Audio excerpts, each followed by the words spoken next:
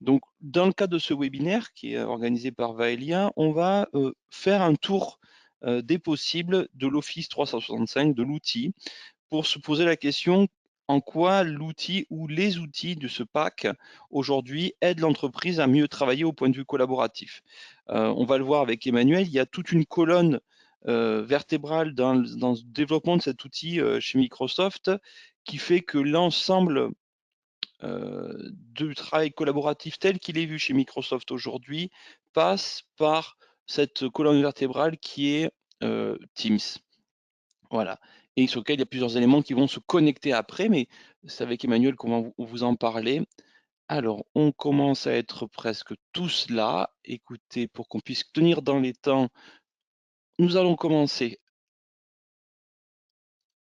Alors, déjà, je vais peut-être parler rapidement de Vaelia. Nous, on travaille à accompagner les entreprises dans la digitalisation de leur travail au sens large du terme, parce qu'on fait partie du groupe NVL, qui est un acteur régional et actif dans la digitalisation de l'entreprise. Et c'est vrai qu'aujourd'hui, on a eu beaucoup de questions de part de nos clients pour ce qui était de la problématique du collaboratif. Initialement, c'est vrai que c'est de la Covid qui nous a poussé à aller un peu plus à du travail distanciel. Et c'était une rencontre entre la problématique distancielle et la problématique du travail collaboratif. Sur ce, je vais plutôt laisser Emmanuel un peu donner son idée, sa vision de ce qu'est le travail collaboratif et pourquoi c'est important aujourd'hui dans l'entreprise. Emmanuel? Oui, alors d'abord, j'aime beaucoup le slide là, que nous présentons. J'espère que tout le monde m'entend bien. Rassurez-moi. Guillaume, c'est C'est bon, bon, ça c'est bon. va bien. Ouais.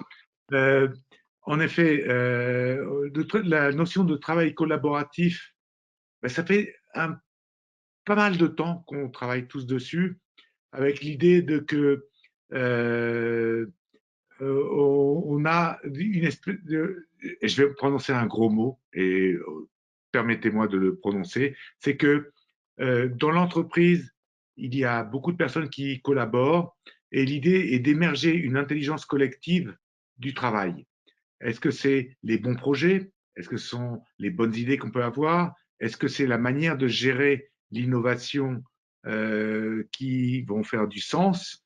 Et dans tous les cas, ce qui est très évident pour nous et qui avons cette expérience aujourd'hui de mise en place de projets collaboratifs au sein de Vaelia, c'est finalement, au final, c'est un travail d'équipe qui fait du sens. Donc, c'est pour ça que j'aime beaucoup ce slide et je t'en remercie, Guillaume. C'est que quelque part, on est en train de réfléchir à progresser dans la manière dont on travaille. Et le travail collaboratif fait du sens si on peut véritablement capitaliser sur les manières de travailler de chacune des personnes. Donc, ce que je propose maintenant, c'est de rentrer dans le sujet. Première chose, une fois qu'on a fait un beau slide, c'est de dire travail collaboratif veut dire première chose, coopérer, c'est-à-dire que l'ensemble des différentes personnes dans l'entreprise doivent pouvoir échanger entre elles et travailler de la manière un peu plus efficace. On continue, s'il te plaît, Guillaume. Deuxième chose, ça veut dire que une part du savoir de l'entreprise doit être partagée et ce que moi je sais dans la finance, ce que moi je sais dans le marketing, ce que moi je sais dans la relation client, finalement, on peut le mutualiser. Et troisième chose, et qui vient très vite derrière, c'est que on est amené dans la notion de travail collaboratif à faire, grâce aux outils que nous propose la transformation digitale, et on va parler de Microsoft, parce que Microsoft est un des accompagnateurs de cette affaire, c'est de pouvoir faire communiquer l'ensemble de ces services. Et donc, coopération, mutualisation, transversalité, et dernière chose, tout ça fait du sens si toutes les personnes impliquées peuvent accéder à l'information. Donc, l'idée de ce webinaire, est de pouvoir comprendre comment est-ce que l'on peut mettre en œuvre un travail qui fait coopérer, qui mutualise l'ensemble des savoirs, qui permet à tout le monde de collaborer dans l'ensemble des services et que tout le monde puisse y accéder. Donc voilà, coopération, mutualisation, transversalité, accessibilité, ce sont vraiment les maîtres mots. Maintenant qu'on les a dit, on va les oublier et on va rentrer dans l'outil. Et ces 4 maîtres mots vont se retrouver dans ce qu'on va voir au niveau des outils, comment on va les développer. Est-ce que chacun des outils qu'on va vous présenter ou des actions sur les outils vont répondre à une ou plusieurs parties de ces 4 éléments? Là, on passe un petit peu sur ce qu'on appelle le système d'information collaboratif. Emmanuel, tu peux un peu expliquer ce que c'est? Absolument. Alors, la première chose, on est tous des collaborateurs dans l'entreprise, donc nous sommes des personnes. Par contre, nous faisons partie de groupes de travail. C'est mon service, mais c'est peut-être aussi le projet dans lequel je travaille. Et derrière, chacun d'entre nous, au travers des équipes dans lesquelles on collabore, on va avoir besoin de services collaboratifs. Et donc, véritablement, c'est nous les personnes dans des équipes, les outils dont on a besoin. Et au global, l'idée aujourd'hui est de comprendre ce schéma et de se dire en quoi on peut utiliser un outil comme Microsoft 365, et je vais revenir là-dessus, parce que les offres évoluent, on connaît tous PowerPoint, on connaît Microsoft Office, etc. L'idée, c'est de comprendre pourquoi et comment ces outils qu'on utilise tous les jours vont nous permettre de travailler de manière collaborative. Donc, autour de cet outil Teams, excusez-moi, j'ai un petit décalage, voilà, on va pouvoir de manière collaborative, c'est-à-dire on ne réinvente pas les outils qu'on a, on les met juste en collaboration. Donc, Teams est dans l'offre Office est une des briques de fond que l'on va devoir utiliser. À partir de Teams, on va pouvoir collaborer et première chose, voilà, merci, on va retrouver les outils auxquels nous sommes tous habitués. C'est Word, c'est Excel, c'est PowerPoint, c'est Power Access, mais on va voir dans ce webinaire comment utiliser les outils de production Word, Excel, PowerPoint et d'autres, comment est-ce qu'on va pouvoir travailler en commun? Et deuxième chose, une fois que je travaille, il faut que je puisse partager, d'accord? Et partager dans l'offre Office, c'est OneDrive, SharePoint, c'est-à-dire tous les outils qui me permettent de... Je ne stocke pas sur mon ordinateur, je stocke dans le réseau, dans le cloud, et je livre un grand mot qu'on va retrouver tout le long de notre webinaire, dans le cloud, le document sur lequel je travaille, sur lequel je produis, je le mets en partage via OneDrive. D'accord? Donc, je crée des documents, deux, je les archive et je les partage.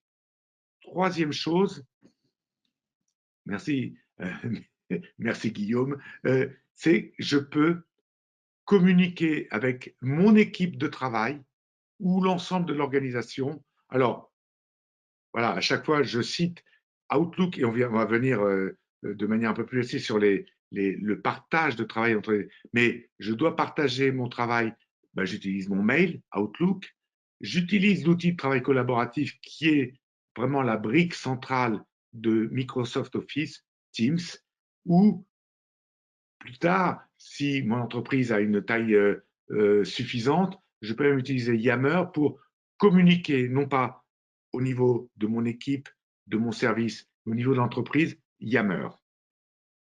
Voilà. Et au final, l'ensemble de la réflexion que nous avons sur le travail collaboratif et qui est reflété dans l'offre, et c'est tout le sens de l'offre de Microsoft 365, c'est de pouvoir organiser en mode projet l'ensemble de nos travaux. Et donc, c'est pour ça que je vais pouvoir accéder et partager des outils de partage de mon suivi de projet. Donc, il y a des outils très directement qui sont Planner, To-Do, et on pourrait aussi ajouter d'autres outils. Ce slide n'est pas exhaustif, il est indicatif. C'est que je pourrais aussi utiliser Microsoft Project, par exemple. Mais ce qui est important, c'est de dire que le collaboratif, qui est de créer des fichiers, créer du travail, le stocker, le partager, communiquer avec l'ensemble de mon équipe et organiser notre travail autour de ces outils sont organisés dans l'offre Teams. Donc, c'est vraiment les 4 points, ça reprend les 4 points clés qu'on a pu évoquer au début de notre webinaire sur cette notion de collaboratif, comment je crée du contenu et que je le partage. Et c'est vrai que l'offre Teams, construite comme ça, permet vraiment d'identifier les outils que vous allez pouvoir utiliser et savoir quel outil sert à quoi. Ça permet aussi de simplifier votre vision globale de l'ensemble de la flotte d'outils qui sont basés sur la suite 365. Et on reste sur cette base qui est tournée autour des gens, des hommes et des femmes qui font l'équipe, et donc l'équipe, les membres. Alors, en effet, merci Guillaume. En effet, c'est un très bon résumé. Parce que je suis un passionné de ces outils-là.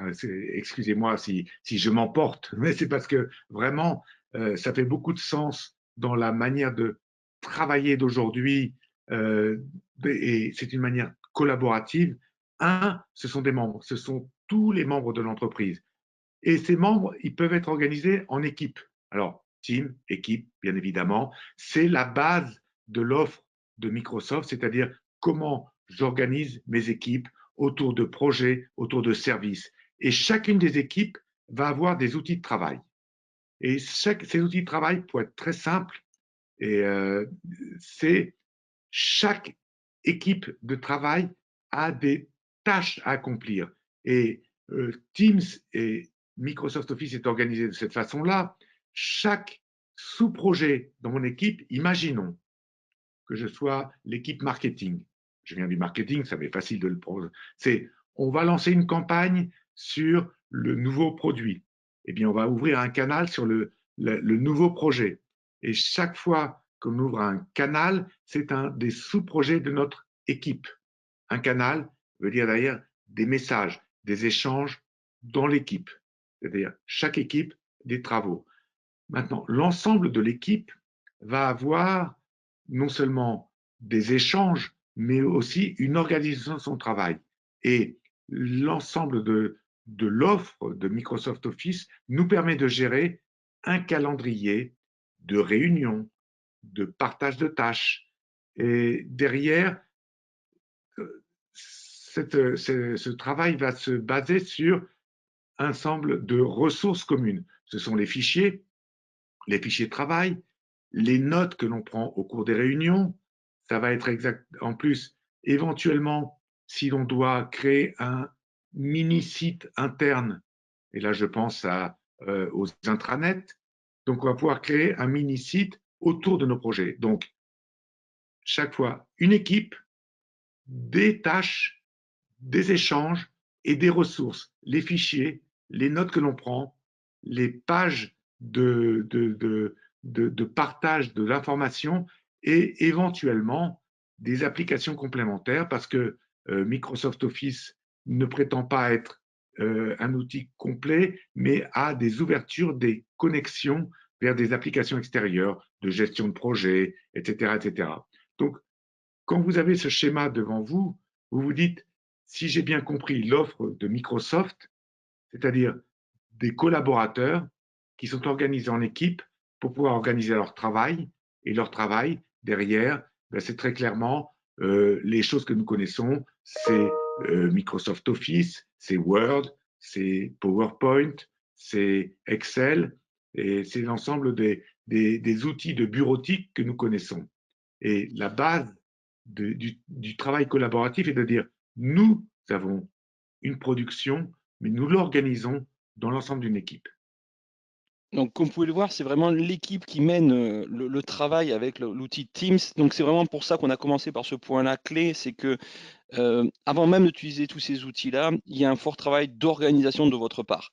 On va basculer directement un petit peu sur des tips liés directement à l'activité sur Teams. Donc là, on quitte un peu la partie totalement théorique, comme on pourra dire, et on va basculer plutôt sur une partie pratico-pratique. Si vous avez des questions tout le long du webinaire, n'hésitez pas à utiliser le chat pour pouvoir nous les poser, pour que je puisse les poser à Emmanuel ou directement vous répondre dans le chat ou vous répondre en fin de webinaire.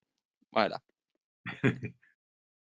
Très bien. Alors, voilà, on a voulu quand même vous montrer quelques écrans, mais on va pouvoir passer très rapidement. Ça, c'est ma vie quotidienne. Vous voyez, dans ma vie quotidienne, j'ai mon point d'entrée, Teams, qui me permet d'avoir d'un côté les équipes, c'est-à-dire dans quel projet, dans quelles équipes je collabore. Et je propose d'avancer, ce qui est un peu de dynamique dans la présentation, c'est-à-dire les équipes et l'interface de Teams, c'est d'abord dans quelle équipe je fais partie. Imaginons que je sois un membre du marketing. Je peux aussi faire partie d'un projet lancement d'un nouveau produit.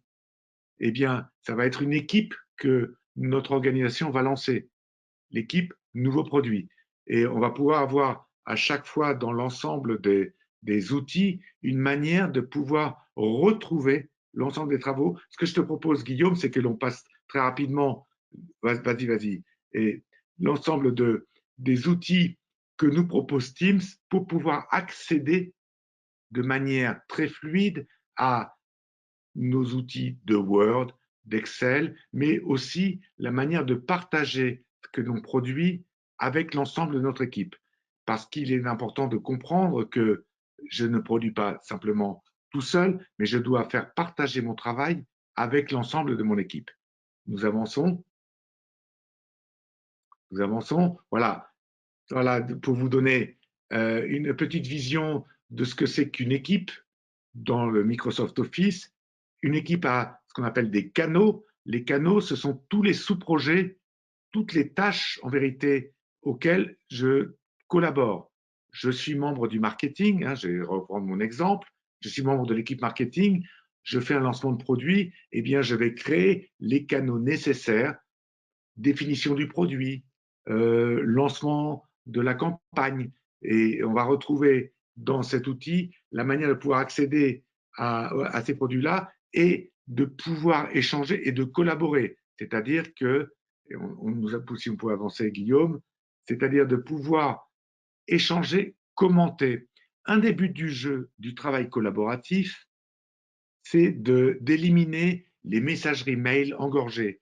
On a un outil central, c'est notre système d'information, et derrière, plutôt que d'envoyer des mails à tout le monde et d'engorger les messageries, non, nous avons une plateforme dans laquelle on va pouvoir discuter, c'est le fil de messages, les publications, si on avance encore, c'est aussi l'ensemble des fichiers que nous avons produits, et c'est une des choses très importantes à comprendre parce que nous sommes tous des utilisateurs de Microsoft, d'Office, de Word, etc.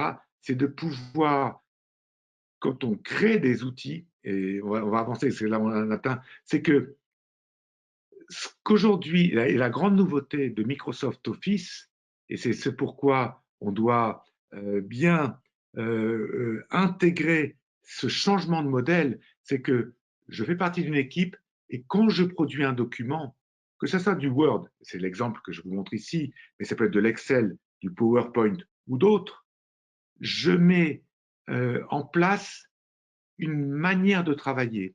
C'est-à-dire que notre document, il est dans le cloud et derrière, éventuellement, je vais rapatrier le travail. Je peux avoir le travail dans le cloud ou sur mon ordinateur, mais à chaque fois, ce document sera stocké, archivé, versionnisé, excusez-moi pour le terme versionnisé, mais aura ces versions de travail qui seront stockées dans le cloud pour tout le monde.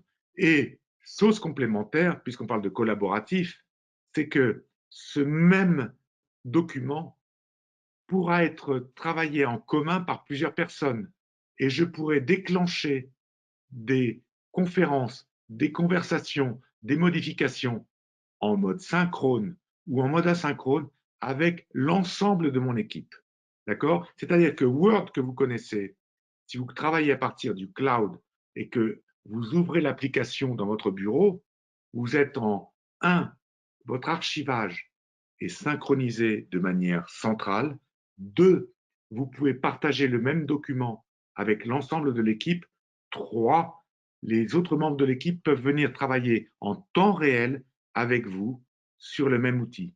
Donc, c'est vraiment la dimension très, très fondamentale à prendre en compte et très nouvelle et très forte de Microsoft Office, c'est que ce Word que j'avais stocké, ou cet Excel, ou ce PowerPoint que je stockais sur mon ordinateur, non, non, aujourd'hui je le stocke dans le cloud et je le partage. Et c'est à partir du cloud que je vais travailler et faire des modifications.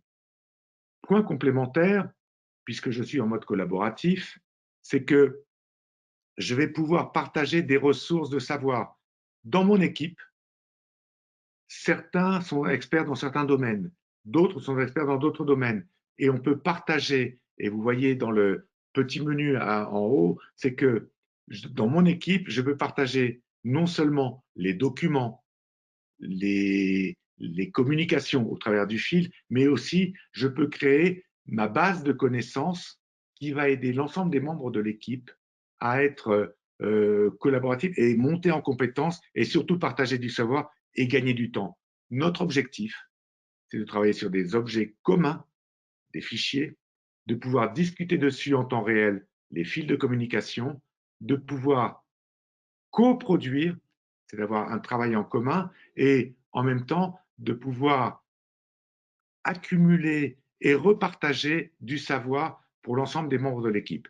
Et c'est ça la dimension collaborative très importante à prendre en compte dans Office 365.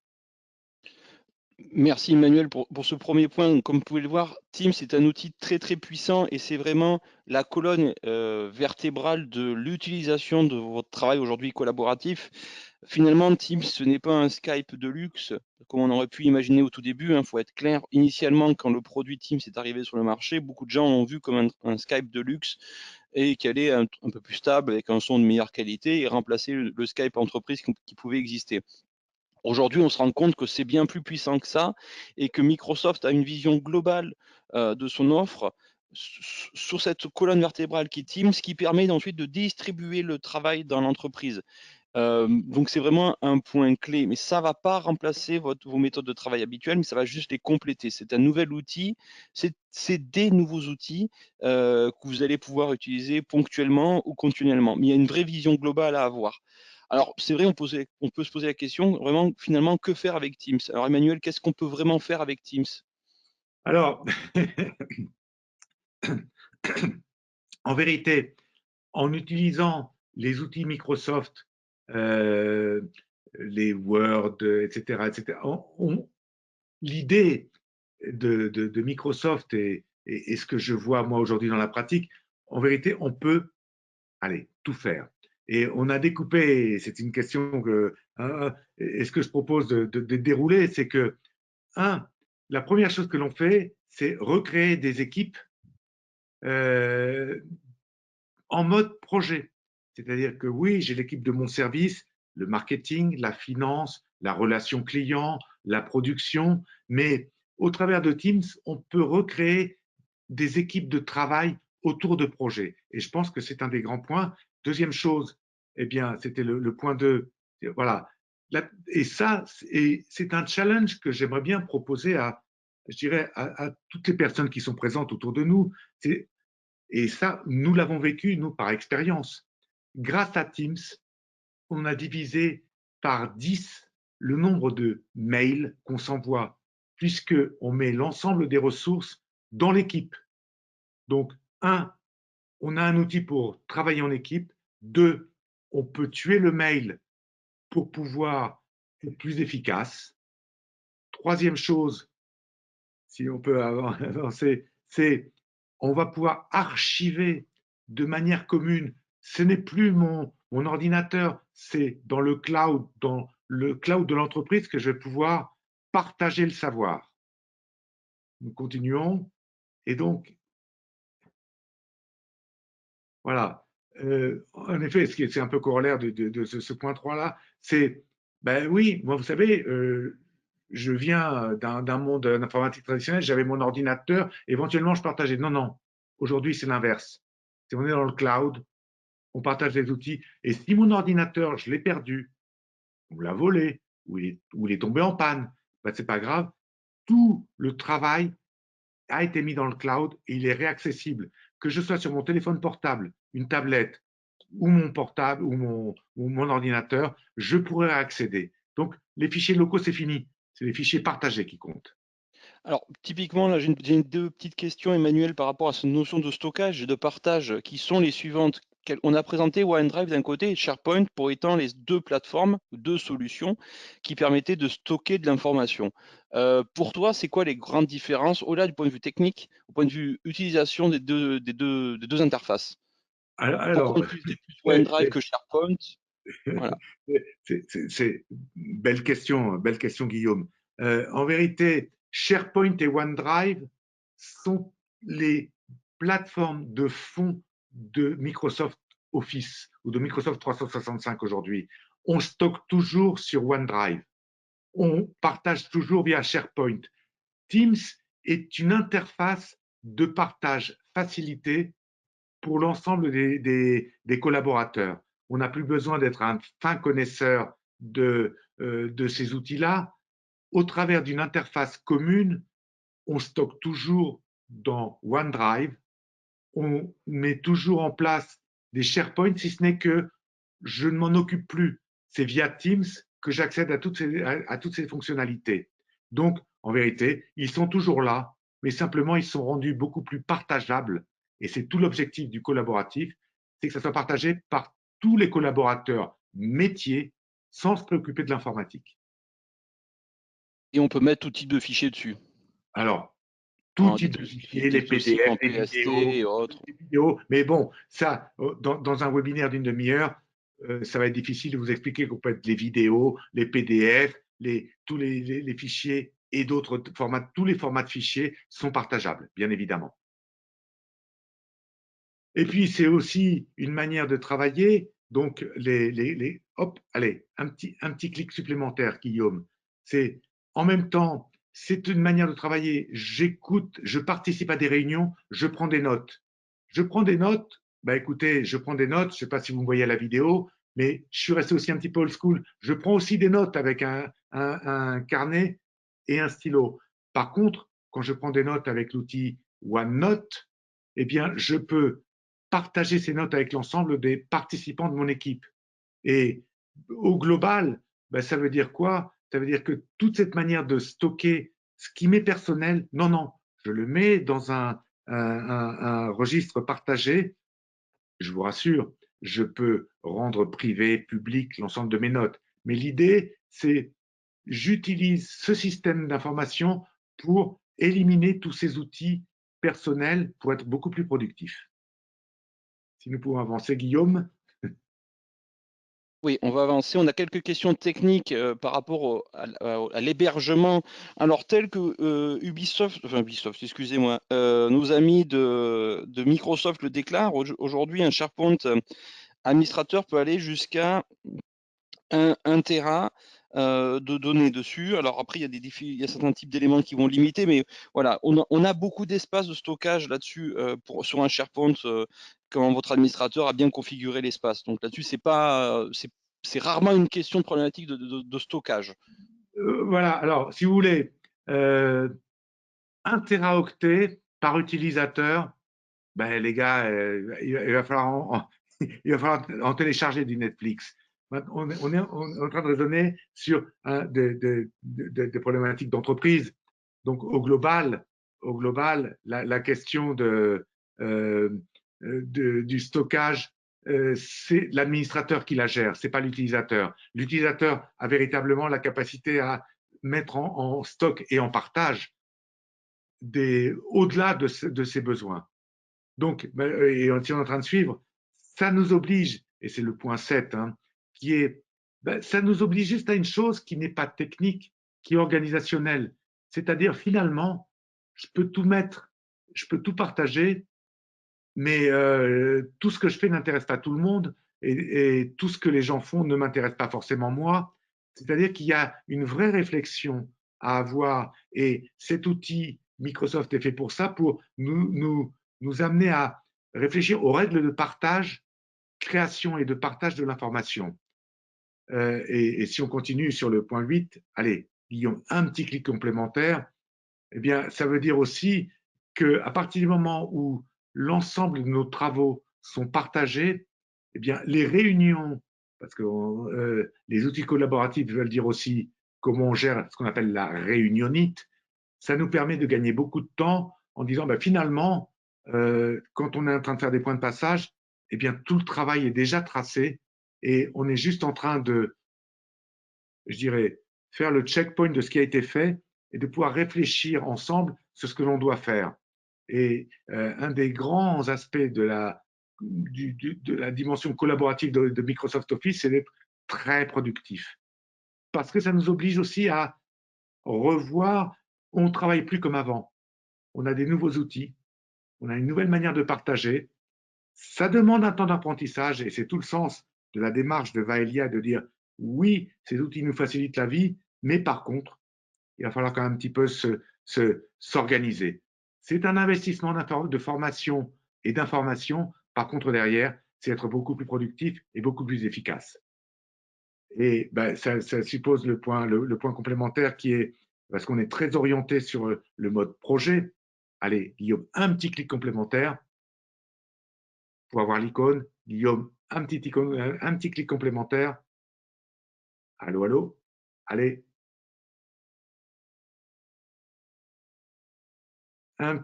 Allô, allô. Oui, les joies du direct. Hop, Du direct. hop.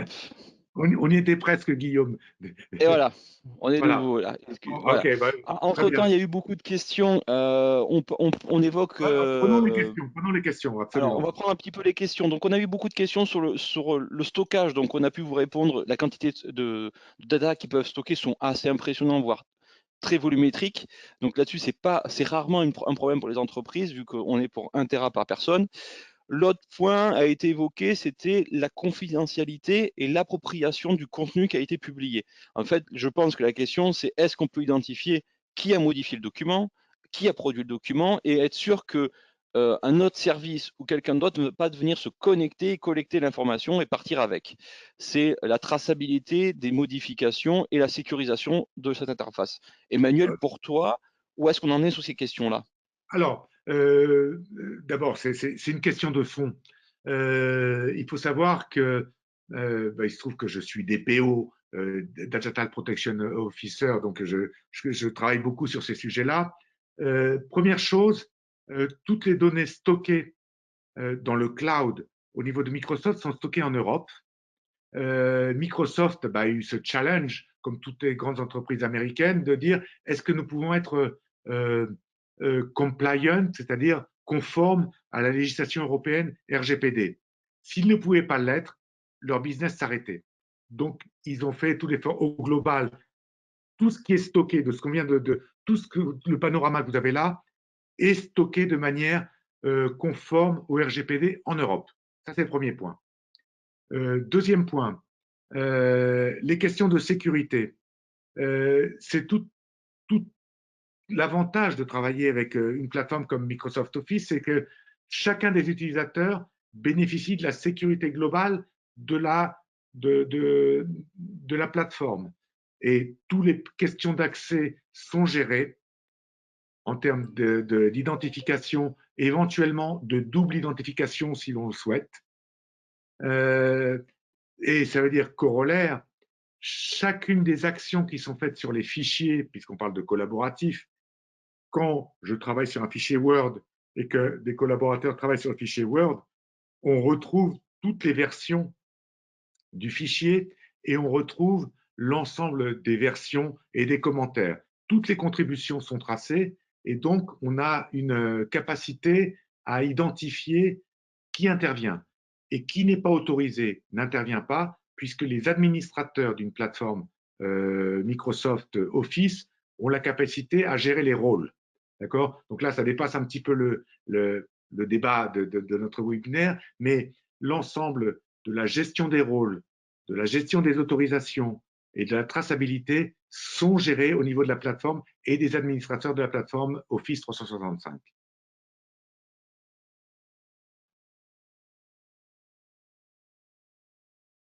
Dans les questions, Guillaume, est-ce qu'il y a d'autres questions avant que nous Alors, puissions avancer? J'imagine qu'il y en a un certain nombre. Alors en fait, on avait Sandrine qui nous posait la question, vraiment le comparatif entre OneDrive et SharePoint et qui revenait sur le fait que plutôt OneDrive était sur une approche purement individuelle et SharePoint plutôt, comme le nom l'indique, pour du partage. Et ensuite, vous avez des questions un peu plus précises qui étaient sur le temps de stockage, et s'il y a des outils complémentaires, si on veut dépasser le mois de stockage, en cas de ransomware et tout ça. Tout ce Alors, qui est, en fait, c'est encore lié aux questions de la cyber. reviens en arrière sur le slide. Voilà. Euh, et rappelle-moi la question de Sandrine, s'il te plaît. Alors, la question de Sandrine, c'était une remarque, en fait, qui disait que OneDrive était peut-être plutôt vu pour elle un stockage personnel et SharePoint un stockage commun. Voilà. Alors, Ensuite, les deux, je dirais OneDrive, je peux souscrire. Alors, il y a deux jambes, et au final, tout converge. Je suis un utilisateur individuel, je peux utiliser un OneDrive et gérer mes fichiers. C'est vraiment une gestion partagée du stockage. Ça, c'est OneDrive. SharePoint, c'est une gestion partagée de l'exposition des fichiers.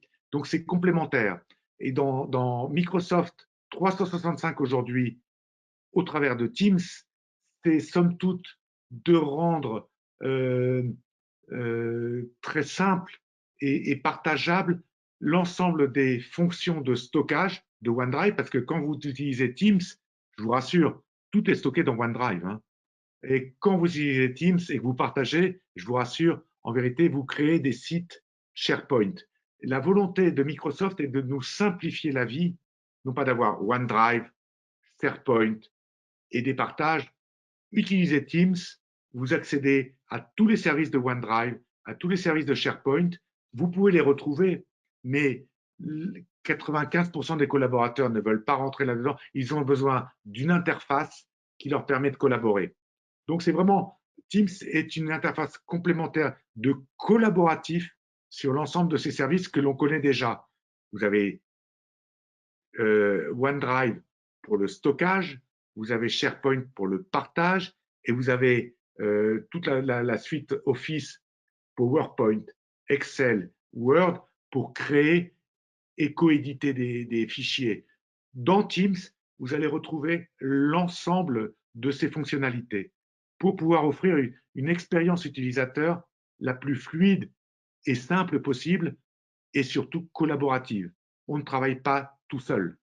Et l'idée de Teams, c'est de nous faciliter le fait que je crée, je partage et je crée des réunions et autour d'un fichier, et, parce qu'on est passé un petit peu vite, mais beaucoup d'entre vous pouvez connaître Skype. Aujourd'hui, Skype, qui appartient à Microsoft, n'existe plus.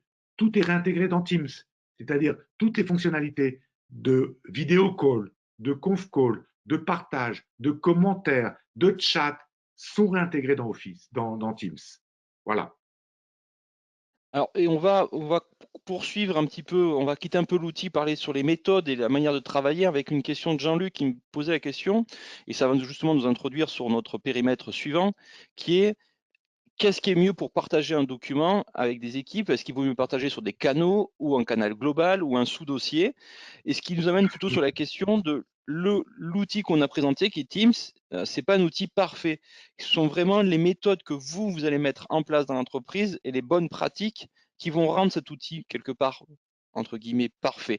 Alors, c'est vrai que, Emmanuel, pour toi, dans la manière que tu as pu le voir dans les entreprises, qu'est-ce qui se fait le plus souvent? Qu'est-ce que tu as trouvé le plus efficient sur ce partage de documents? Alors, je dirais, j'ai un peu vécu toutes les étapes, hein, bien évidemment, comme tout le monde.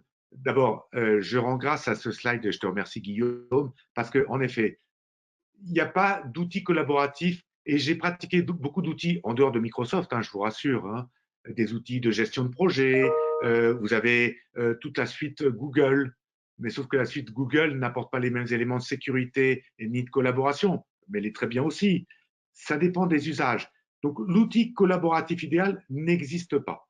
Ça, d'accord. Maintenant, une fois que j'ai dit ça, dans tout ce que j'ai pu pratiquer et aujourd'hui, et je ne suis pas sponsorisé par Microsoft, je dirais que l'approche Microsoft est la plus cohérente et la plus solide pour pouvoir mettre en place du travail collaboratif à partir, allez, à partir de 2 jusqu'à des milliers.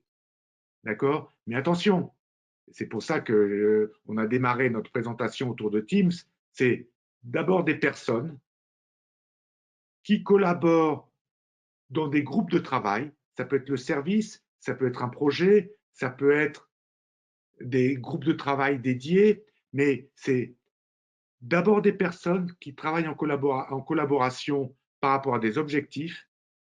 Et c'est véritablement ce contexte de travail qui va nous permettre d'organiser. Et ce que vraiment je mets en avant avec Microsoft 365, c'est d'avoir cette compréhension de pouvoir me faciliter la vie, de paramétrer les usages, les outils, la production d'outils, la coproduction de fichiers, le partage et derrière toute la communication autour de cela.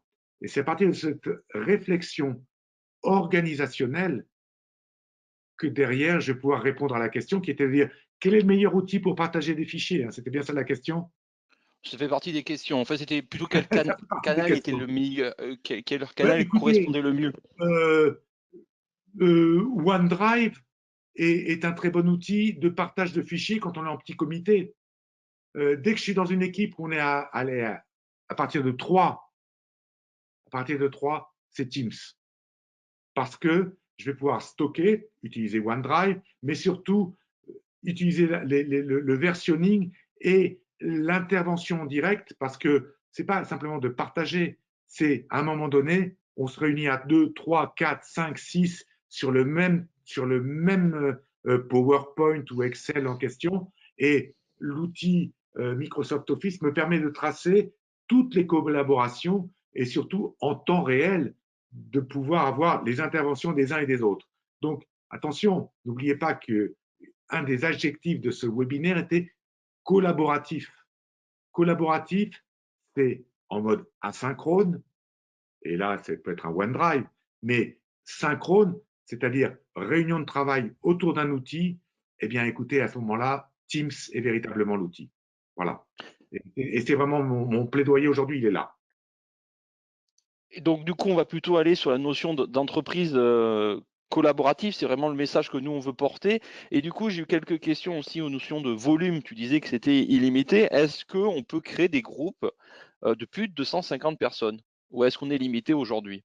Non, la limite, elle est au-dessus de ça. Alors attendez, là, elle me dépasse, mais on est au-dessus de 250 personnes dans une équipe. D'accord. Mais je vais vous dire, euh, réfléchissez à voilà, voilà le schéma là que nous présente Guillaume, c'est ayons une réflexion sur des groupes de travail. Dans l'entreprise, vous avez des services, un organigramme, direction financière, direction marketing, direction production, direction service client, etc. Il est rare que l'on ait des équipes de travail qui soient plus de 20, 30, 40 personnes. Et Alors, tout surtout, à fait. Et pour rebondir là-dessus, la réponse officielle de Microsoft à cette question, c'est limiter une team à 300 personnes et vous pouvez être maximum 20 personnes dans les réunions de participation. Donc, dans les réunions en visu et en chat en même temps, c'est-à-dire comme on fait un petit peu aujourd'hui en webinaire. Donc voilà. ça, Alors, Christine, c'est les limites. 300 et 20 qui travaillent en même temps en faisant une vidéoconférence. je vais rajouter, merci Guillaume de me rafraîchir la mémoire hein, De sur le fact-checker. how-to. Mais des groupes de travail à plus de 100 personnes, ça devient. Faut peut-être plus réfléchir à diviser les groupes. Deuxième chose, bon, ça fait un an qu'on vit tous au gré du confinement. Et c'est vrai que la notion de télétravail a renforcé. Et en vérité, il y a un vrai débat. Télétravail et travail collaboratif, c'est deux cousins. Et c'est le travail collaboratif, ça fait 20 ans qu'on travaille dessus. Ça fait 20 ans que l'on a des outils, des réflexions sur l'outil. Le télétravail a été une manière d'accélérer et de rendre compte que, waouh, on ne peut plus être tous ensemble dans la même salle, donc les outils collaboratifs deviennent vachement importants. Pardon, excusez-moi, très importants. Je m'enthousiasme. Et moi, ça fait un an que du Zoom ou du Microsoft Teams, j'en mange. Et une réunion efficace à plus d'une douzaine de personnes en live, croyez-moi, j'ai des doutes. On peut faire des webinaires pour parler avec l'ensemble de l'équipe. Mais Microsoft Office a aussi l'outil Yammer, qui est un outil, je dirais, de réseau social d'entreprise qui permet de communiquer vers tout le monde. Quand on est dans la dimension collaborative, c'est aller-retour, c'est interaction. Et gérer des interactions dans une réunion et dans un groupe de travail à plus de 15-20 personnes, c'est dur. Donc, si vous voulez, la limite de Teams à combien? 20? Tu m'as dit 20 personnes, 30 Aujourd'hui, personnes. c'est 20 personnes en En termes vidéo. d'efficacité, si je dois faire une réunion à plus de 20 personnes, non, non, c'est pas une réunion, c'est un webinaire. C'est vraiment l'usage, la pratique quotidienne et toute la force des formations qu'on met en place chez Vaelia, c'est l'outil, mais aussi les bonnes pratiques. Hein, c'est-à-dire comment on fait pour pouvoir acclimater tout le monde, parce que ce n'est pas simplement connaître les menus, c'est comment on bosse ensemble pour créer de la valeur, être plus productif, être plus collaboratif, être plus innovant, être plus agile. Et c'est véritablement l'enjeu de l'offre de Office 365.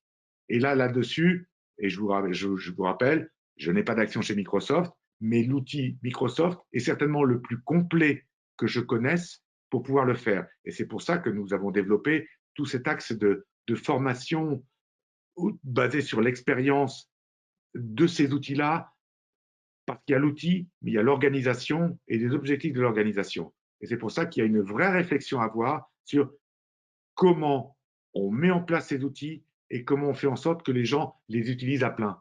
On utilise tous Word, mais comment est-ce que j'utilise Word dans un contexte collaboratif? Eh bien, c'est ça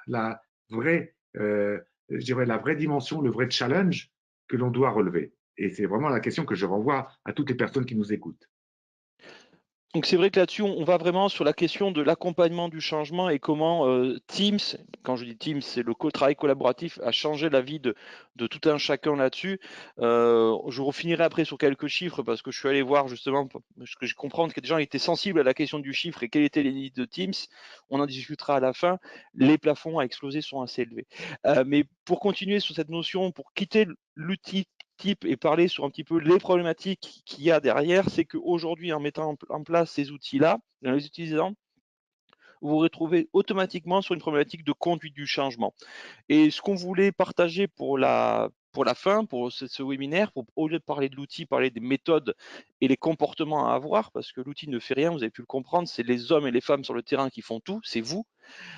Pour nous, voilà, il faut juste se rappeler ce petit schéma qui est classique, qui est, vous avez les early adaptateurs, c'est les happy few qui vont être les premiers à vouloir tester l'outil, qui vont être votre machine et qui vont être très souvent vos référents pour vous accompagner dans le développement et la mise en place de ces outils. Et ensuite, vous allez avoir deux populations, ceux qui vont suivre et ceux qui vont être toujours réfractaires. Ceux qui vont me dire, Skype, c'était mieux avant Teams. Ils vous diront toujours que c'était mieux, Voilà. que même le télétexte c'était mieux et le Minitel aussi. Vous ne pourrez pas aller les chercher. Donc, on va vous partager 4-5 bonnes pratiques et ensuite on pourra répondre à vos dernières questions. Une des premières Voilà. bonnes pratiques, c'est Voilà. En l'influenceur, c'est ce effet, qu'on connaît bien. voilà, Guillaume. Et là, je veux vraiment parler d'expérience et de cœur. Et le slide antérieur qu'a montré Guillaume est véritablement le cœur du réacteur. On sait que nos méthodes de travail évoluent. Un, les outils évoluent. Deux, nos usages évoluent. Trois, le contexte nous oblige à évoluer. Et je peux parler du confinement, etc., etc. Là, Guillaume, tu nous as fait disparaître les slides.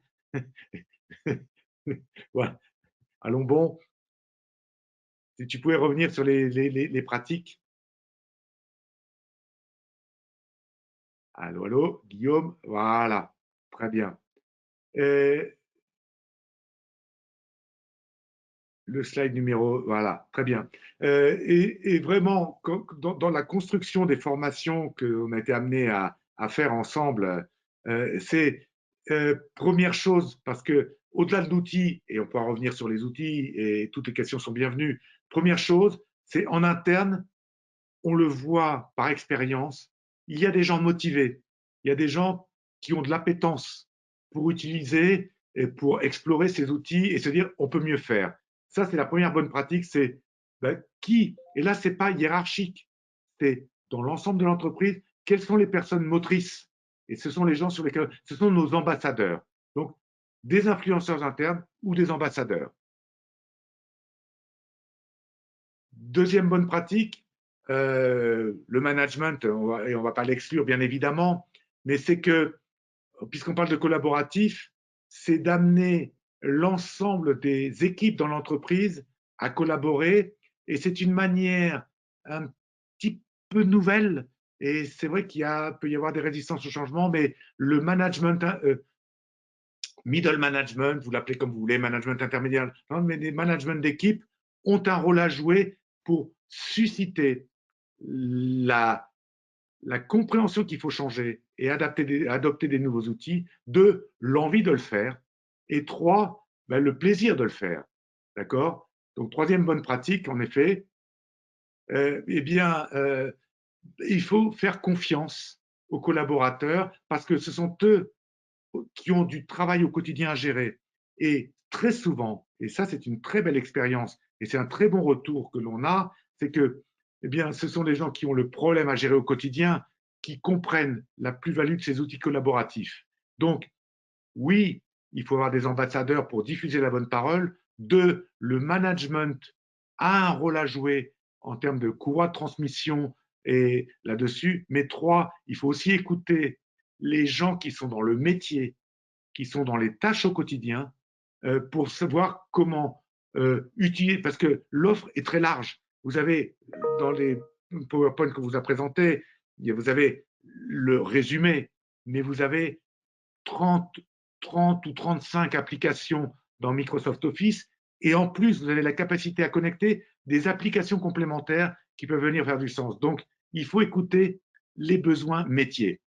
Et la dernière bonne pratique, Guillaume, si vous voulez bien, eh bien, c'est qu'une fois que l'on met en place, c'est d'avoir un vrai partage, un vrai retour d'expérience pour que chacune des équipes, qu'on ne redécouvre pas la roue service par service, mais véritablement pouvoir partager parce que ça nous permet de gagner du temps, de partager des bonnes pratiques et d'émuler l'ensemble des équipes. Voilà, ces quatre pratiques là, que nous avons illustrées ici nous permettent de dire, voilà, il y a les outils, en vérité, il y a le besoin fondamental, il y a l'évolution de notre contexte, les nouveaux outils, les nouveaux usages. Nous avons, au travers de Microsoft 365, la capacité à répondre à une très grande partie de ces besoins. Et là où Microsoft a été intelligent, c'est qu'il y a même la connexion à pouvoir se connecter à beaucoup d'autres applications. Mais fondamentalement, c'est une question d'homme. Et en vérité, mon message final est celui-là. Le collaboratif, c'est une question d'hommes et de femmes, bien évidemment. Merci Emmanuel. Alors juste pour terminer un petit peu sur les notions de chiffres, parce que j'ai quelques questions sur les limites techniques. Je sens votre côté un peu ingénieur ou curieux. Des chiffres un petit peu comme ça, et vous allez voir que ça vous dit que les outils sont plus puissants que ce qu'on en a vraiment besoin tous les jours. Par exemple, le nombre de canaux privés que vous pouvez avoir, donc de sous-groupes que vous pouvez avoir dans Teams, il est de 30 par équipe. Le nombre de membres dans chacun de ces canaux, c'est 250. On a un nombre de canaux par équipe, c'est 200. C'est-à-dire que vous pouvez aller vraiment dans le détail du détail quand vous voulez pouvoir utiliser cet outil qui est Teams et les autres produits du pack Office, on va dire. Mais aujourd'hui, vraiment pour nous, le point clé de ces éléments-là, c'est se dire qu'est-ce que je fais avec mes équipes, comment on travaille ensemble pour créer de la valeur et comment l'outil du pack Office va pouvoir nous accompagner à simplifier ce canal de collaboration. Est-ce que c'est vraiment là où vous allez vous trouver du sens pour vous et pour vos équipes? Comme vous Euh, avez pu le voir, il y a plein de fonctionnalités complémentaires. Et là-dessus, oui, il faut des ateliers de mise en pratique et des tests. Voilà. Guillaume, Emmanuel? je voudrais compléter ta réponse. D'abord, un, j'adore la question. Merci à la personne qui l'a posée. Deux, j'adore ta réponse. Trois, je vais mettre une petite couche de pragmatisme. Je n'ai jamais, et j'ai juste 4 ans d'expérience hein, sur la mise en place de ces outils collaboratifs, on n'a jamais percuté la barrière technique. C'est-à-dire, dans une équipe, si j'ai plus de 7, 8, 10 canaux, en termes organisationnels, ça veut dire qu'il faut que je recrée une autre équipe parce que sinon ça devient ingérable. Donc, il y a la question technique et sa réponse technique, et après, il y a la réponse d'expérience. Et je pense que, et c'est tout l'objet des formations hein, que l'on a créées chez Vaelia, c'est la technique et les bonnes pratiques. Et véritablement, hein, j'attire votre attention là-dessus, la technique, c'est pas la barrière, elle n'est pas technique, hein, très sincèrement. Elle est véritablement dans la réflexion organisationnelle et dans la mise en œuvre et dans l'utilisation que ça se fait. Merci Manuel. On a encore le temps, on a plus que dépassé, je vois qu'il y a beaucoup de questions. Encore une question qu'on n'aurait pas traitée. Si vous avez, je sais que j'ai vu passer des questions sur l'utilisation d'applications tierces comme on a eu Klaxoon. Donc c'est des éléments qu'on La peut tout à réponse est fait. oui. Maxoon, c'est Voilà. oui. Trello, c'est oui, etc., etc., etc. Dites-nous, citez-moi des applications. Voilà. Est-ce que vous avez peut-être des questions complémentaires? Je vois que Christine conseillait que la bougie, c'était mieux que l'interrupteur, sur notre discussion sur l'obsolescence. Voilà. Alors, est-ce qu'il y a des questions, des remarques complémentaires sur ces différents outils? On n'a pas pu répondre à toutes vos questions techniques parce que c'est aussi beaucoup lié à votre interface. Quand je dis interface, la complexité de votre univers professionnel aussi, qui sont pas toujours évidents pour nous à connaître, parce qu'on ne connaît pas toutes les installations qu'il peut avoir chez vous. Voilà. Ce webinaire sera de nouveau disponible en ligne directement sur notre plateforme, sur notre site web de Vaelia, sur lequel vous pourrez le reconsulter. Alors, je vois une dernière Allez, une dernière question, Guillaume. La une dernière dernière question question. technique. Est-ce que Teams est compatible avec la gamme Surface Hub? Je crois que oui. Notez bien ma réponse. Je crois que oui. Alors, c'est une bonne question. Je vais aller voir du côté technique.